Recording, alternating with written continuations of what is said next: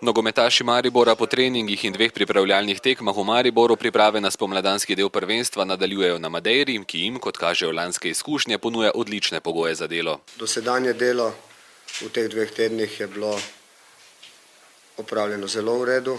Prvi teden smo imeli celo srečo trenirati na pomožnem igrišču, drugi teden smo delali na umetni travi, vendar so fantje delali zelo osredotočeno in pokazali veliko vnemo. Res se organizirano zelo dobro, hrana je bila odlična, pogoji za delo so bili odlični. Res pa je, da si za letos želimo samo malce manj megle, da bomo lahko več na pravi travi. Bo zelo lepa izkušnja, da gremo iz -2 na +20. Upam, da bomo trenirali v kratkih hlačah, kot je že trener in ti mi rekel.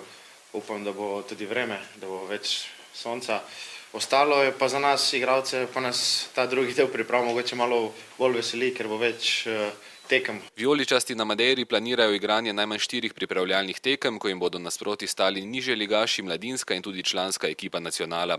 Prestopni rok je sedaj zaključen, tako je ekipa selekcionirana za pomlad z nekaj novimi obrazi. Ekipa je zdaj tako kompaktna, da se oni sami zavedajo, da bojo vsi dobili minute, da je po navadi v spomladanskem delu tako, da nekdo velikokrat manjka, bolj pogosto kot jeseni, in na to moramo biti pripravljeni, tako da vprašanje, katero je bilo prej, je bilo na mestu, glede tega, da bomo včasih tudi spremenili postavitev, zaradi tega, ker je tu še Da Silva, kateri lahko igra po špica, pa Pavličič ga lahko igra, tako da bomo se situaciji prilagodili.